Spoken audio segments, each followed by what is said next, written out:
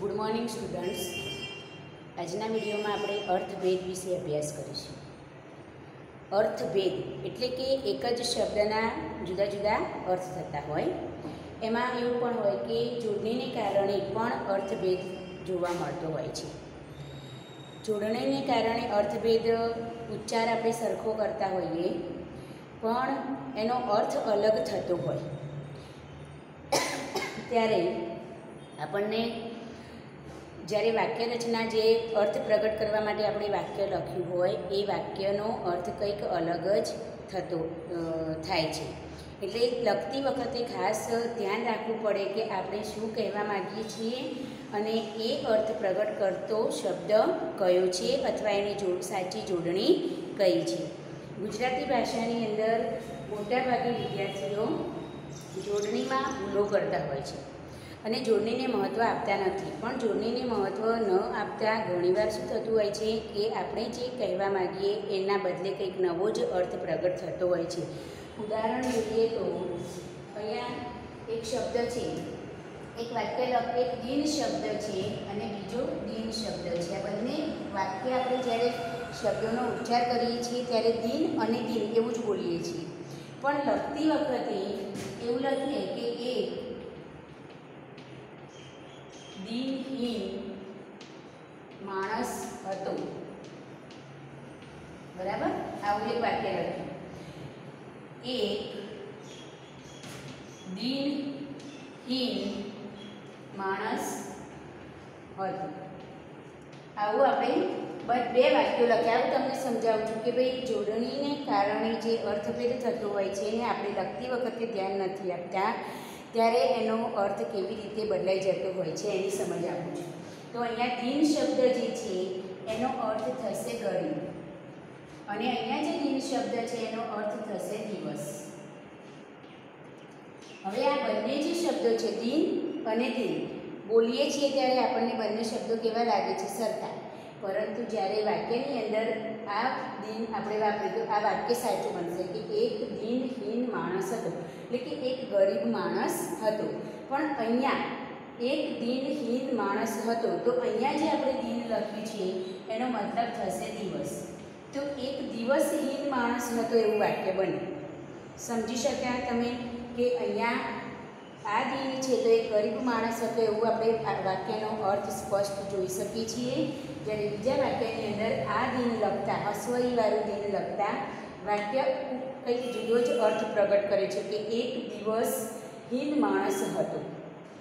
એટલે જોડણીને કારણે કે શબ્દના અર્થભેદને કારણે આપણે જે પણ કંઈ કહેવા માગતા હોઈએ છીએ એ જ્યારે વાક્યમાં એ શબ્દનો પ્રયોગ થતો હોય છે ત્યારે કંઈક નવો જ અર્થ પ્રગટ થતો હોય છે. એટલે ખાસ આપણે આવા અર્થભેદવાળા શબ્દો ધ્યાનમાં રાખવા જોઈએ અને એ શબ્દોને લખતી વખતે એટલે કે લેખન કાર્યમાં આ શબ્દોને ધ્યાનમાં રાખીને આપણે લેખન કાર્ય કરવું જોઈએ. નહીં તો મેં જેમ ઉદાહરણ આપ્યું એ પ્રમાણે તમે જે કહેવા માગો છો એના બદલે કંઈક નવો જ અર્થ એમ કે વ્યક્ત થાય.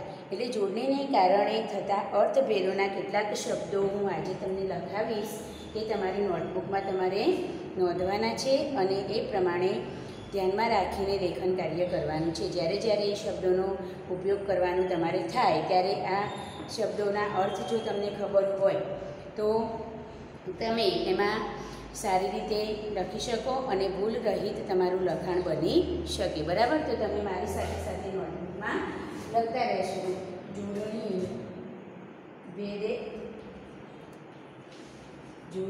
ભેદે અર્થભેદ એટલે કે જોડણીને કારણે અર્થભેદ.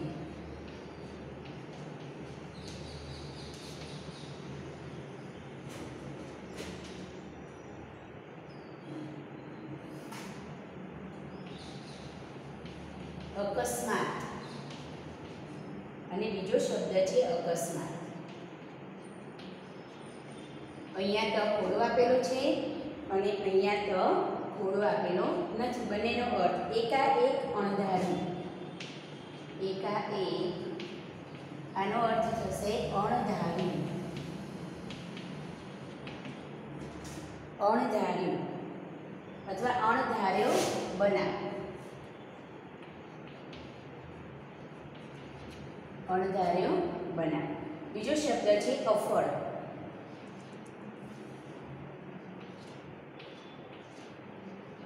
અફર તો અચલ, નિશ્ચલ.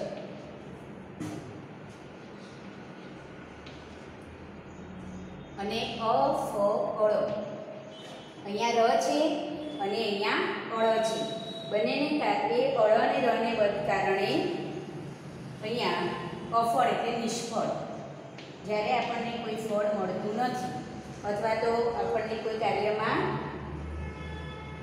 આપણું સફળ થતું નથી ત્યારે આપણે અફળ શબ્દ વાપરી શકીએ. ત્રીજો શબ્દ છે અભિનય. અભિનય અને અભિનવ. અભિનવ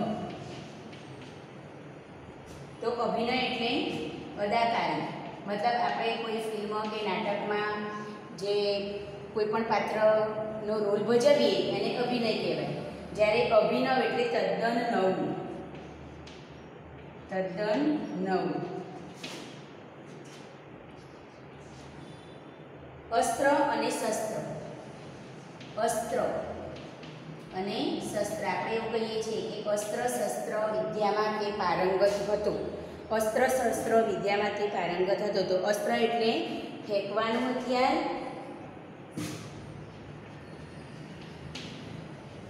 ફેંકવાનું હથિયાર. અને શસ્ત્ર એટલે હાથથી લડવાનું હથિયાર.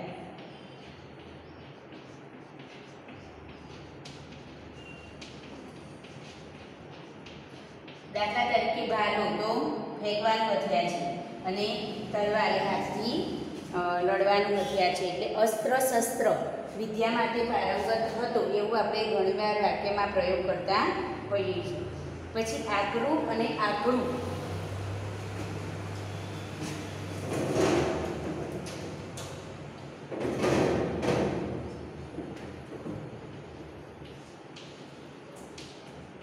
આ કરું અને આ કળું. તો કઠણ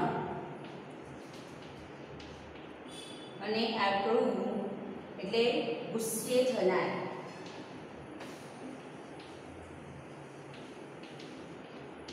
આપણે શું કહીએ કે એનો સ્વભાવ આકરો છે તો એમાં અળ વપરાય. અને તોડી શકાય એવું ના હોય તો કંઈ કઠણ શબ્દ હોય તો એના માટે કોઈ કઠણ વસ્તુ હોય તો એના માટે આકરું શબ્દ વાપરે. એમાં ર વપરાય. બરાબર.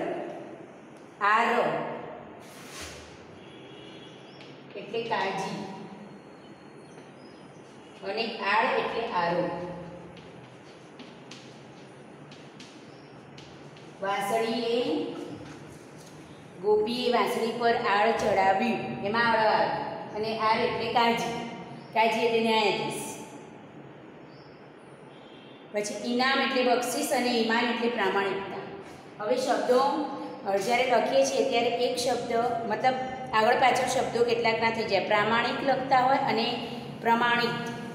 પછી પરમાણ એ પ્રમાણે જ્યારે શબ્દો એક સરખા હોય છે એ વખતે લખતા એક શબ્દ એક અક્ષર આગળ પાછળ થઈ જાય તો પણ એનો અર્થ ભેદ થઈ જતો હોય છે.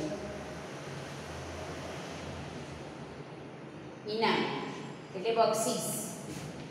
આપણે કંઈક સારું એવું પરફોર્મન્સ કર્યું હોય અને એમાં આપણો નંબર આવે ને આપણને જે ભેટ આપવામાં આવે એને ઇનામ કહેવાય. અને ઈમાન, ઈમાન અહીંયા મ આગળ આવી ગયું. નામ અને અહીંયા માન. ઈમાન પ્રામાણિકતા. યારી હે ઈમાન મેરા એવું આપણે સોંગ તમે સાંભળતા હશે. યારી હે ઈમાન મેરા યાર મેરી જિંદગી. પ્રામાણિકતા.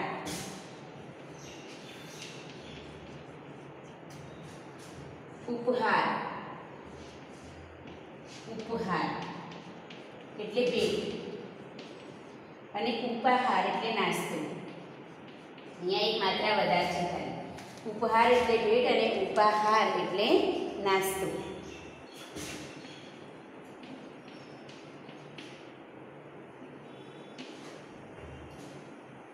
કઠોર, આ તો કઠોર હૃદયનો છે એવું આપણે કહીએ છીએ. કઠોર એટલે નિર્દય. એ કઠણ શબ્દ પણ ચાલે એમાં. અને કઠોળ એટલે ખાવા માટે અનાજ, ધાન્યની અંદર જેનો સમાવેશ થાય છે તે એક પ્રકારનું અનાજ.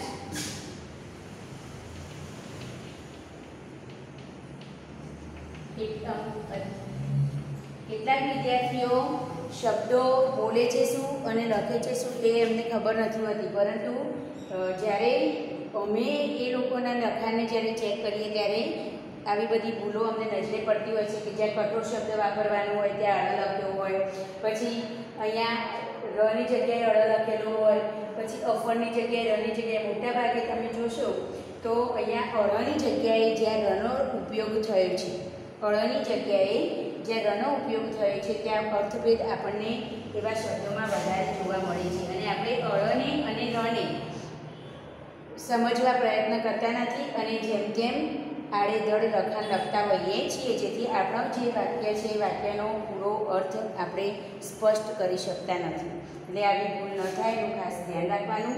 અપેક્ષા અને ઉપેક્ષા. અપેક્ષા એટલે ઈચ્છા,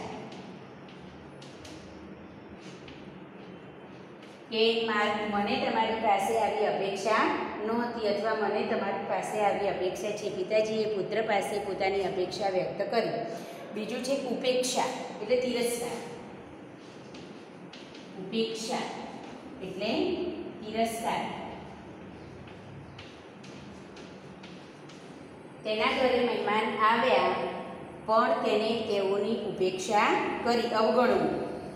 બીજો અર્થ એનો આપણે લખવું હોય તો લખી શકીએ અવગણના.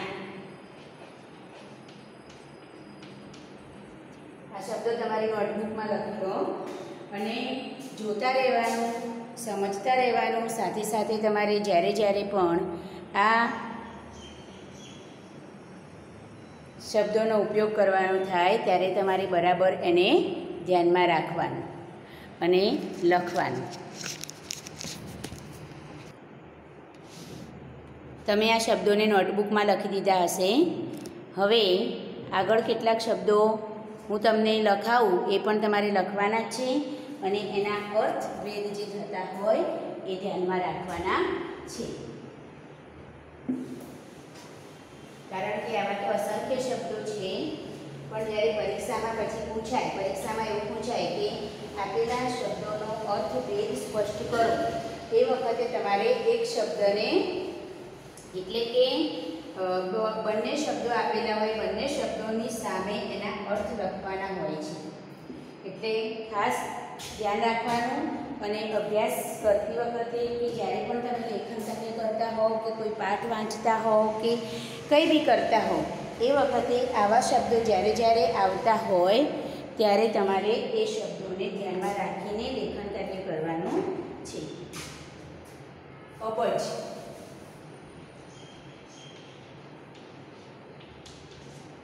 અબજ અને બીજો શબ્દ છે અજબ. નાના હતા એટલે એક કવિતા ગાતા હતા કે એ તો નાની મારી આંખ, એ તો જોવે કાંક કાંક, એ તો કેવી અજબ જેવી વાત છે. એટલે આશ્ચર્યકારક. અજબ એટલે આશ્ચર્યકારક.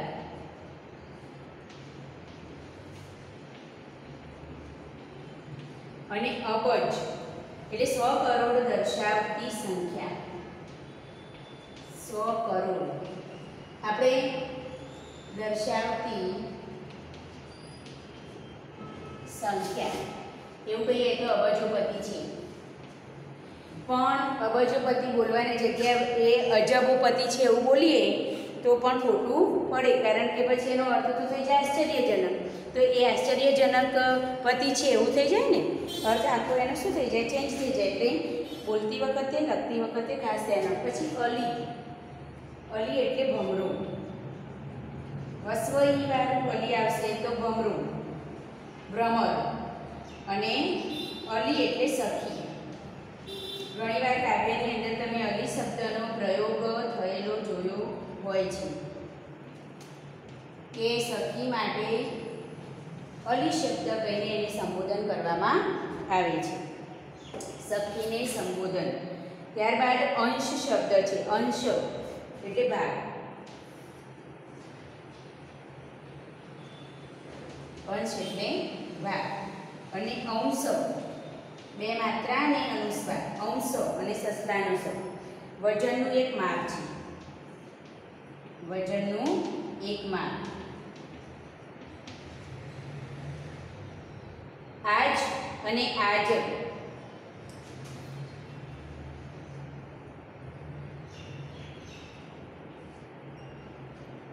આજ સખી મારે ઘેર આનંદ એટલે આજે.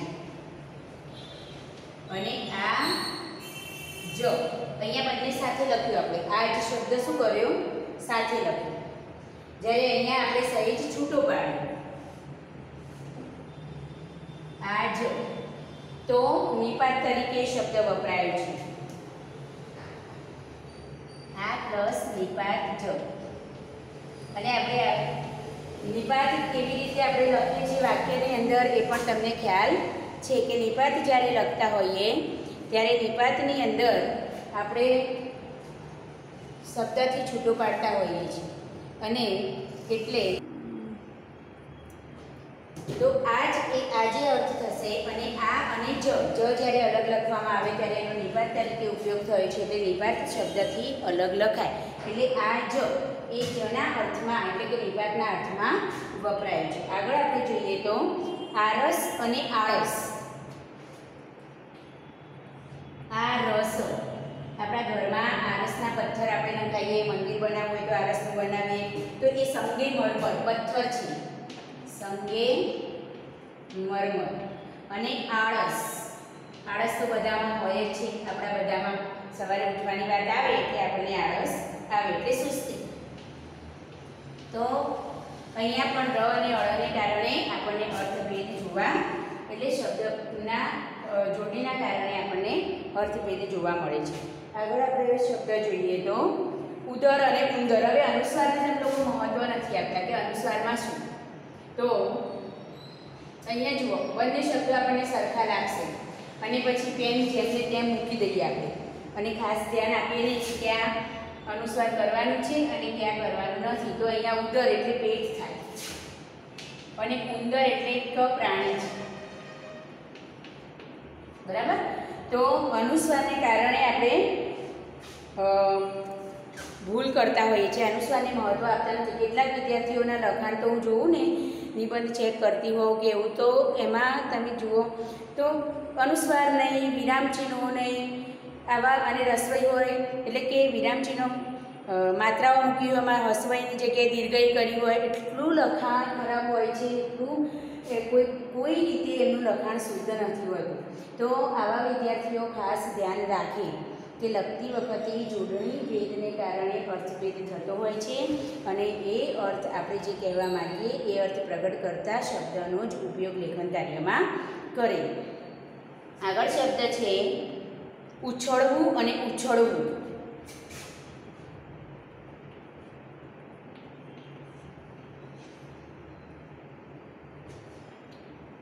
ઉછળવું તો મોટા થવું અને ઉછળવું એટલે કૂદવું. ઉછળ કૂદ કરી રહ્યો છે આપણે એવું કહીએ કે એ આજે ખુશીનો મારે બહુ જ ઉછળ કૂદ કરી રહ્યો છે તો કૂદવું. અને ઉછળવું એટલે એમનો ઉછેર આ લોકોએ કર્યો. એમનો ઉછેર અમારા ઘરે થયો. એટલે ઉછળવું એટલે મોટા થવું અને ઉછળવું અહીંયા પણ રને કારણે અર્થભેદ થાય છે. ત્યારબાદ કડું.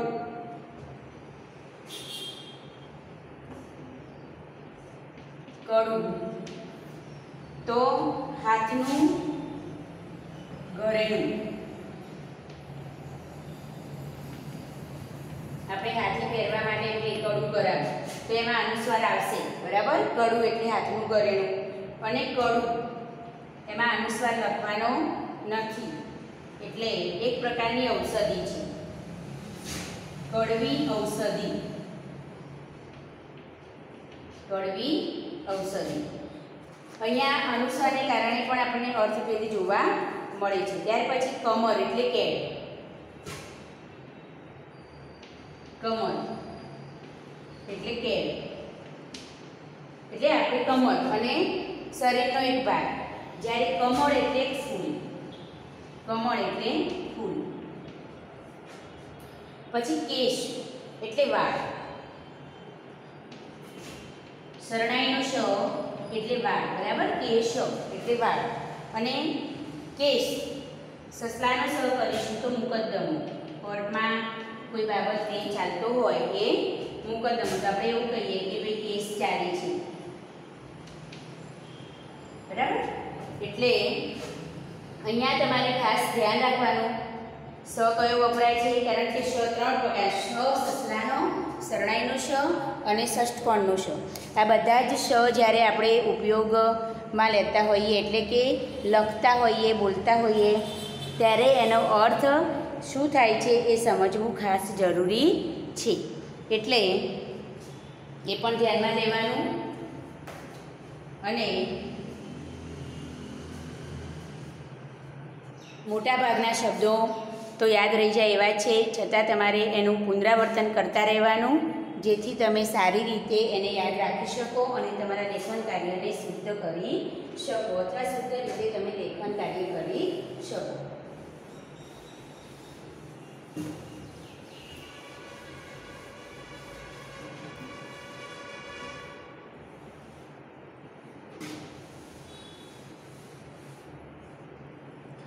અર્થભેદ સમજશો તો એનો બીજો તમને ફાયદો એ પણ થશે કે જ્યારે તમારે કોઈ પણ જગ્યાએ ગમે ત્યારે પણ અલંકાર ઓળખવાના હશે, એ વખતે અલંકારોને ઓળખવા માટે શ્લેષ અલંકારમાં,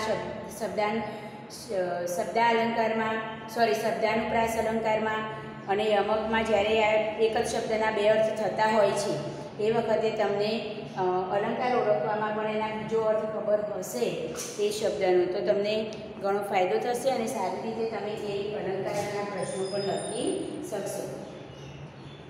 હવે ખાધ એટલે નવો શબ્દ છે. ખાધ એટલે ખોટ, એની ધંધામાં ખાધ ગઈ તો ખોટ ગઈ એ. અને ખાદ્ય એટલે ખાવાનું, ખાદ્ય પદાર્થો અહીં ઢાંકીને રાખવા જોઈએ, તો એમાં આપણે ખાદ્ય, એમાં ધને ય જોડેલો છે, અહીંયા ડ કરેલો છે હિન્દીમાં અને નીચે પછી ય છે, પણ આપણે આવું તો ખાસ જોતા જ નથી. પદ્મ લખવાનું હોય તો એમાં પણ દ થાય ને પછી મ થાય, પદ્મ. પણ આવા જોડાક્ષરો જે છે એ તો જોડાક્ષરોને તમે ખાસ ધ્યાન લેતા નથી. સિદ્ધ લખવાનું છે તો દ લખવાનું અને પછી એને દ જોડવાનું. તો આ અહીંયા ખાધ, એમાં ધ એકલો છે, એમાં ય અને દ જોડેલો નથી, એનો અર્થ થશે ખોટ. અને ખાદ્ય તો ખવાય એવું, દ અને ય જોડેલો હોય ત્યારે ખવાય એવું. એટલે લખતી વખતે તમે આમાં પણ ખાસ ભૂલ કરતા હોવ છો કે કયો જોડાક્ષર ક્યાં ભળેલો છે એ ધ્યાનમાં રાખ્યા વગર જેમ તેમ લખતા હોવ છો, એને કારણે તમારો જવાબ કે શબ્દનો અર્થ ખોટો પડતો હોય છે. હવે ત્રીજો શબ્દ એમાં છે ખાંધ, ઉપર અનુસ્વાર છે, આ બંનેમાં અનુસ્વાર છે નહીં તો એનો અર્થ થશે ખભો. જો અનુસ્વાર ના આપ્યું હોય અને ખભો તમારે લખવાનું હોય તો પણ ત્યાં ખાધ લખી દો એટલે ખોટ ગઈ એવું થઈ જાય. અને દ ને ય ના જોડો તો ખવાય એવી વસ્તુ હોય અને દ ને ય જોડ્યા વગર ખાધ શબ્દ તમે લખી દો તો એનો શબ્દ ખોટ એવો, અર્થ ખોટ એવો સમજાય. એટલે તમે જે કહેવા માંગો એ અર્થ સ્પષ્ટ થાય નહીં. ઊંચી, હવે જો ઊંચી,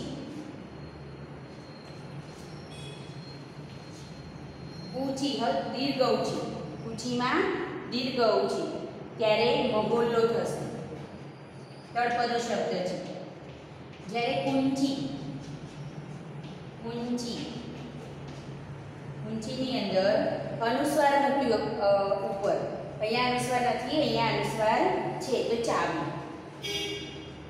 ઊંચી એટલે ચાવી. પછી કોશ, શરણાઈનો શબ્દ એટલે ભંડાર, એની પાસે કેટલા કોષ ધન છે, કેટલા ભંડાર છે, એમ ધનના ભંડાર છે. અને કોષો 1.5 માઇલ જેટલું અંતર,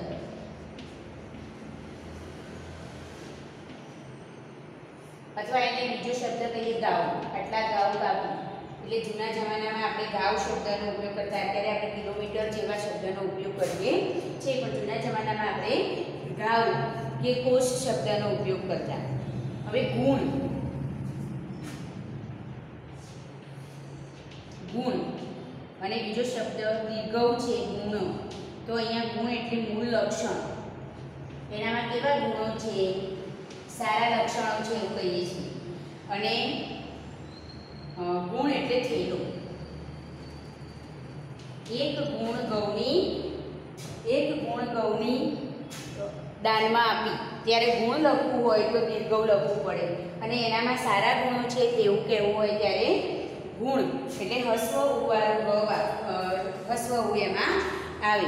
એટલે જોડણી ભેદને કારણે પણ અથવા માત્રાઓને કારણે પણ આપણે જે શબ્દોના જુદા જુદા અર્થ જોઈએ એને ધ્યાનમાં રાખવા, તૈયાર કરવા, અને આવા વધુમાં વધુ વાંચન કરશો તો તમને આવા કેટલાય શબ્દો જોવા મળશે, જેથી વાંચન કરવાથી તમારા જ્ઞાનમાં વધારો થઈ શકે. એટલે વાંચતા રહેવું એવું જરૂરી નથી કે આપણા અભ્યાસક્રમમાં આવતા પુસ્તકોનું જ આપણે વાંચન કરવું.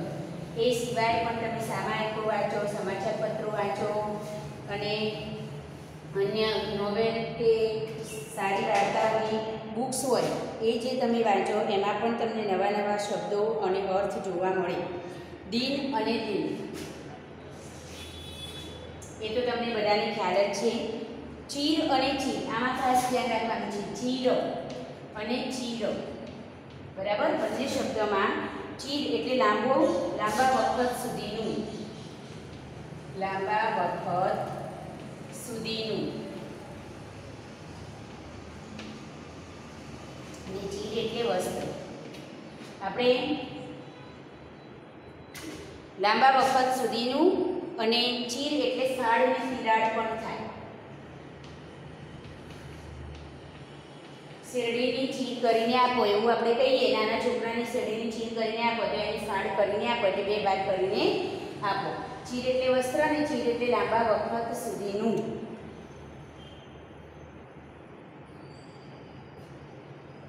કોઈની કંકોત્રી છપાવી હોય તો એમાં એવું આપણે લખતા હોઈએ છીએ કે ચીરકાલ સુધી. પછી ચોરી અને ચોરી,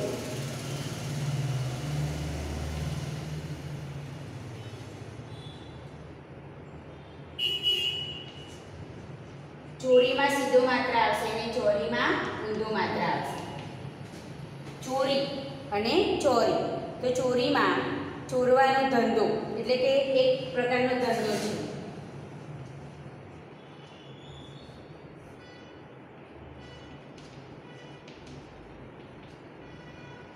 અને ચોરી એટલે લગ્ન મંડપ.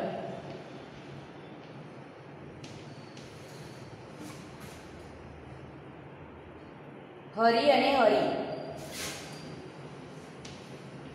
હરી અને હરી, તો હરી એટલે વિષ્ણુ ભગવાન અને હરી એટલે ઘોડો સિંહ થાય, અને મનને હરી લેવું એવું પણ થાય. હરી એટલે ભગવાન, એમાં ભગવાન વિષ્ણુ માટે આપણે હરિ શબ્દ વાપરીએ છીએ. ભગવાન વિષ્ણુ અને વિષ્ણુ. અહીંયા હરિ એટલે મન હરી લેવું, મોહિત કરવું. સિંહ પણ થાય, હરિ એટલે સિંહ, અને એક બીજો અર્થ છે હરિનો ઘોડો.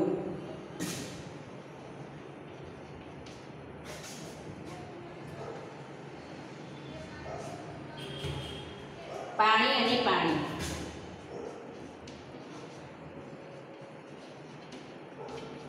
જળ. પાણી એટલે જળ અને પાણી એટલે હાથ. પાણી એટલે હાથ. આગળ શબ્દ છે મિલ અને મિલ, સોરી મિલ અને મિલ.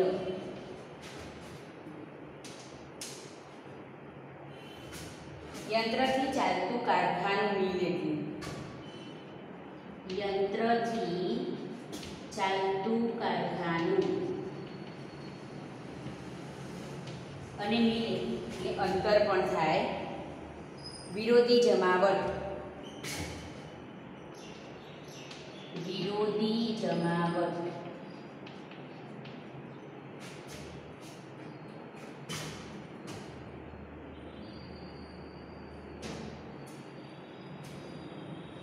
એક શબ્દ છે પિતા.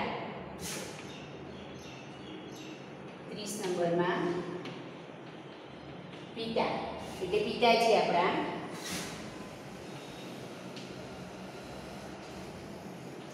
અને પિતા દીર્ઘઈ અને રસ્વઈનો ભેદ છે એની અંદર. છોટા શેરડી ખાતા હોઈએ અને એના ગોળ પેલા પાડીએ ગોળ ચાંસલા પાડીએ અને પિતા કહીએ. પછી કાકડી કાપતા હોઈએ તો એના પિતા પાડ્યા કહેવાય. ટામેટું કાપતા હોઈએ તો એના ગોળ ગોળ જે કાપીએ છીએ અને સલાડ બનાવવા માટે એને આપણે શું કહીએ? પિતા. એટલે આ પ્રમાણે તમારે અર્થભેદ, જોડણીને કારણે થતા અર્થભેદ બરાબર સમજવાના. અને આવા કેટલાક શબ્દો આપણે બીજી જગ્યાએથી શોધીને તમારે હોમવર્કમાં બીજા 10 શબ્દો લખવાના છે. બરાબર? તો આ રીતે તમે અન્ય શબ્દો ગમે ત્યાંથી શોધીને પણ લખી શકો છો. તો આવા વધુમાં વધુ શબ્દોને તમે શોધીને લખશો તો તમારું તમને વધુ જાણકારી પ્રાપ્ત થશે. બરાબર? Okay, thank you.